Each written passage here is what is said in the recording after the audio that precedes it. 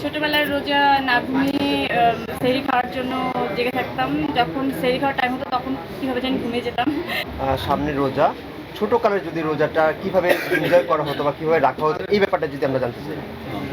ছোটবেলায় রোজা না ঘুমিয়ে সেহরি খাওয়ার জন্য জেগে থাকতাম। যখন সেহরি খাওয়ার টাইম হতো তখন কীভাবে যেন ঘুমিয়ে যেতাম। তো ওগুলো আমার জন্য অনেক দুঃখের ছিল, কারণ সকালবেলা উঠে অনেক কান্নাকাটি করতাম। তো তারপর আস্তে আস্তে করে ভেঙে ভেঙে রোজাটা করা শুরু করলাম। তো ওই তো নানা ধরনের আমার মনে হয় এই স্মৃতিগুলো আসলে সবার জীবনেই আছে। চুরি করে পানি খাওয়া, চুরি করে খাবার খাওয়া, চুরি করে খাইনি তারপরও আবার অনেক কান্না করতাম যে কিভাবে এখন কি হবে।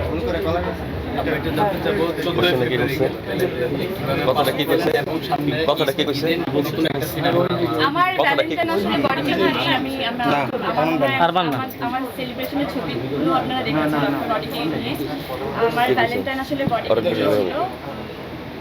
বডি ব্র্যান্ডের যত আমার সহকারীরা ছিলেন, আমার পুরো টিম, তারা আমার সাথে ছিল। এই তো ঈদের নতুন সিনেমা ঈদের সিনেমা তো আমার নেই। ঈদের কীভাবে সিনেমা শাস্তি নিয়ে আমি আপডেটটা জানতে চাচ্ছি। শাস্তি নিয়ে তো আসলে সেদিন আপনারা ছিলেন প্রেস কনফারেন্সে, তখন তো বলাই হলো এটা আসলে টিমের ডিসিশন।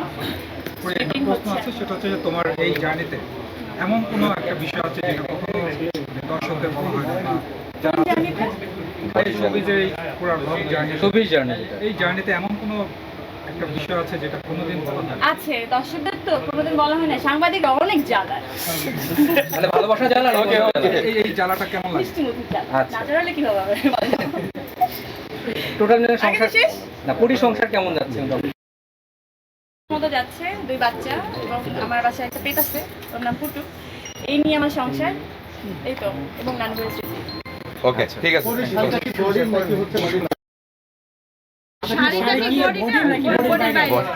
শাড়িটা ফুলটা ভালোবাসার জন্য, ভালোবাসা দিবসের উপলক্ষে আমাকে আমার খুব প্রিয় মানুষ একজন চয়নিকা চৌধুরী উনি গিফট করেছিলেন 2 দিন আগে। ওটা পরে এসেছি। শাড়িটা আমার নিজস্ব কালেকশনের। আর কি বলবো, গয়নাটা হচ্ছে ট্রাস্ট গোল্ড অ্যান্ড ডায়মন্ডের, যেটার আমি ব্র্যান্ড অ্যাম্বাসেডর। আর কি একটা খবর শুনেছিলাম, বিষয় একটু যদি খোলাসা করে বলতেন। আসলে হয় না যে অনেকেই তো অনেক, আমি আসলে কীভাবে বলবো, এটা আমার জন্য একটু খুবই বিব্রতকর। বডির শুরুর দিন থেকেই একটা ডিসিশনে ছিল, সেটা হচ্ছে যে বডির 5% প্রত্যেক 3 মাস অন্তর অন্তর আসলে যেই লাভটা হবে, লঘু অংশ থেকে 5% যারা সুবিধা বঞ্চিত মা এবং শিশুরা আছেন তাদের জন্য কাছে। মানে আরেকটা শুনলাম যে মঞ্চে দেখলাম যে বডি ছেলেদের জন্য আসবে, মানে বাবাদের জন্য আসবে। আপনি বাবা হচ্ছেন কবে? সেটা কি?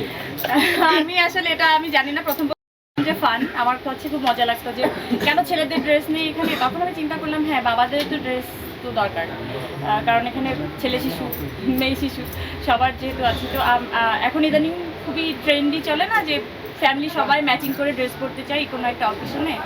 তো সেখান থেকে আমার মনে হয় যে হ্যাঁ, বাবারাও তো ড্রেস পরতে পারে। তো আমি ওভাবে প্ল্যান করছি, নিজস্ব একটু মাথায় একটু ডিজাইন আছে, চিন্তাভাবনা আছে, দেখা যাবে।